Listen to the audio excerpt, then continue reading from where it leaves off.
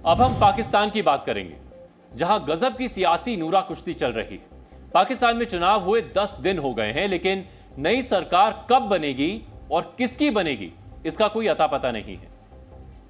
पाकिस्तान में नए प्रधानमंत्री का शपथ लेना तो दूर, अभी तक मुल्क की जनता को यह नहीं पता कि सरकार कौन बनाएगा। नवाज शरीफ की पार्टी PMLN और बिलावल भुट्टो जरदारी की पार्टी PPP में सरकार बनाने पर बात चल रही है, लेकिन यह बातचीत भी अधर में है। मीटिंग पर मीटिंग्स हो रही हैं, लेकिन कुछ भी फाइनल नहीं है। रविवार को दोनों पार्टियों में मीटिंग्स हुई, लेकिन दोनों दलों में सत्ता शेयरिंग पर बात बेनतीजा रही। मतलब यह कि 10 दिन पहले पाकिस्तान के सियासी दल जहां खड़े थे, आज भी उसी जगह पर खड़े। पाकिस्तान में हुए चुनाव में इमरान की PTI के समर्थक उम्मीदवार भी उतरे थे, जिसके 93 समर्थक जीते। दूसरे नंबर पर PMLN है, जिसके 75 उम्मीदवार जीते हैं, और बिलावल भुट्टो की पार्टी PPP के 54 उम्मीदवार जीते हैं। इन आंकड़ों को देखकर एक बात तो साफ है कि किसी के पास भी बहुमत का आंकड़ा नहीं है। पाकिस्तान में 3 मुख्य सियासी चेहरे हैं। नवाज शरीफ की पाकिस्तान मुस्लिम लीग नवाज, दूसरी पार्टी है बिलावल भुट्टो की पाकिस्तान पीपल्स पार्टी, और तीसरी इमरान खान समर्थक निर्दलीय, जो सबसे बड़ी संख्या में जीत कर आए हैं। इन तीनों में से अगर कोई 2 पार्टी भी साथ में आ जाए तो भी पाकिस्तान में नई सरकार बन जाएगी। पाकिस्तान की जनता ने इस बार किसी को भी पूर्ण बहुमत नहीं दिया है। इससे साफ है कि कोई भी दल अपने दम पर सरकार नहीं बना सकता। उसे सरकार बनाने के लिए किसी ना किसी का हाथ पकड़ना ही होगा, और हाथ पकड़ने के मामले में फिलहाल नवाज शरीफ और बिलावल भुट्टो एक दूसरे के संपर्क में हैं। लेकिन नवाज और बिलावल के बीच भी इफ एंड बट चल रहा है। नवाज शरीफ ने सरकार बनाने के लिए बिलावल भुट्टो के सामने एक ऑफर रखा है। इस ऑफर के बारे में खुद बिलावल भुट्टो ने एक रैली में बताया, और यह ऑफर क्या है अब ये आपको बताते हैं। नवाज के इस ऑफर के मुताबिक नवाज शरीफ या शहबाज शरीफ पहले 3 वर्ष के लिए प्रधानमंत्री बनेंगे, बाकी के 2 वर्ष के लिए बिलावल भुट्टो को प्रधानमंत्री पद देने की बात कही गई है। नवाज शरीफ की इस डील पर बिलावल भुट्टो ने नो कह दिया है। सवाल है कि बिलावल ने इस ऑफर को क्यों ठुकरा दिया। दरअसल इसके पीछे बिलावल का बड़ा खेल है। अक्सर पिता अपने बेटों के करियर के लिए परेशान रहते हैं, लेकिन पाकिस्तान में उल्टी गंगा बह रही है। यहां पर बिलावल ने खुद प्रधानमंत्री का पद ठुकरा दिया है, लेकिन अपने पिता आसिफ अली जरदारी को राष्ट्रपति बनाने की पूरी तैयारी कर ली है। बिलावल चाहते हैं कि आसिफ अली जरदारी पाकिस्तान के राष्ट्रपति बने। दरअसल PPP अध्यक्ष बिलावल भुट्टो इस वक्त बार्गेनिंग की स्थिति में है। उन्हें भी पता है कि वो इस वक्त नवाज शरीफ को अपने इशारे पर नचा सकते हैं, और इस बात का नवाज को भी पता है कि अगर बिलावल इमरान खान के समर्थन वाले निर्दलियों के साथ चले गए तो उनका खेल खराब हो जाएगा। इसीलिए बिलावल भुट्टो की पार्टी और नवाज शरीफ की पार्टी के बीच 1-to-1 मीटिंग्स चल रही है, जिसमें बिलावल फिलहाल भारी दिख रहे हैं। बिलावल ने नवाज के ऑफर के बारे में बताया। बिलावल ने यह भी बताया कि वो इस ऑफर पर सहमत नहीं है। यहां एक बात साफ है कि सरकार बनाने के लिए असली किंग मेकर अब बिलावल भुट्टो ही है। पाकिस्तान में सरकार नवाज शरीफ बनाए या फिर इमरान के जीते हुए निर्दलीय समर्थक, बिलावल भुट्टो हर किसी की जरूरत है। यानी बिलावल भुट्टो के बिना पाकिस्तान में सरकार नहीं बन सकती। इस सियासी जोड़तोड़ के बीच पाकिस्तान में अब भी बहुत कुछ ऐसा हो रहा है जिससे पाकिस्तान में हड़कंप मचा हुआ है।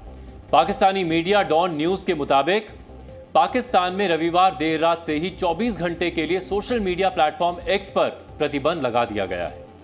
इंटरनेट धीमा होने की वजह से पाकिस्तान की जनता किसी भी ऑनलाइन सुविधा का ठीक से इस्तेमाल नहीं कर पा रही।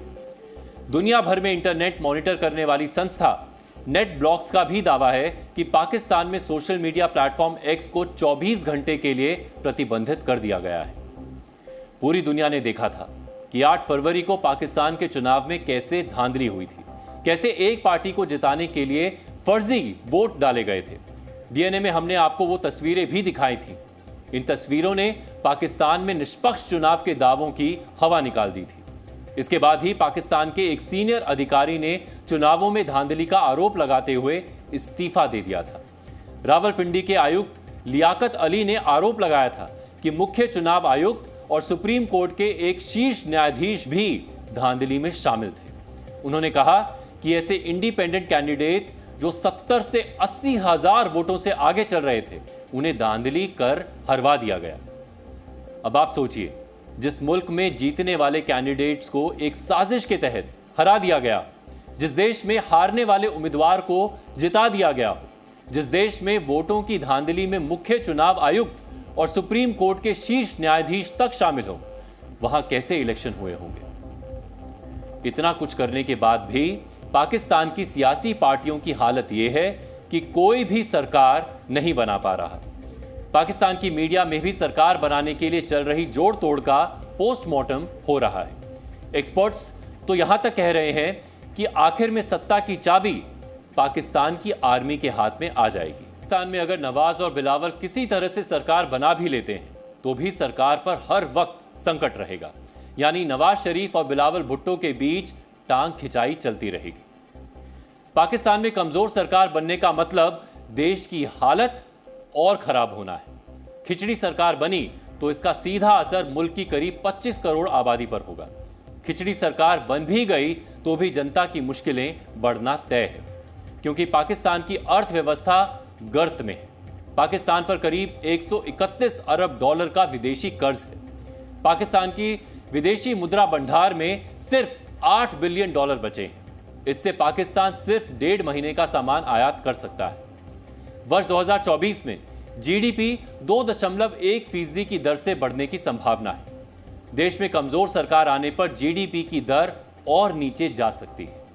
पेट्रोल डीजल के बढ़ते दाम को रोकना, लोगों को रोजगार देना, अर्थव्यवस्था को पटरी पर लाना, कर्ज का बोझ कम करना, ये वो चुनौतियां हैं जो पाकिस्तान को घेरे खड़ी हैं। सरकार चाहे किसी भी दल की बने, लेकिन जिस तरह के राजनीतिक हालात पाकिस्तान में बने हैं, उनमें सरकार कोई बड़ा आर्थिक बदलाव नहीं ला सकती, क्योंकि नई सरकार बनते ही पाकिस्तान को विदेश से पैसा लेने की जरूरत होगी, जबकि पाकिस्तान पहले से ही करीब 131 अरब डॉलर के विदेशी कर्ज में दबा हुआ है।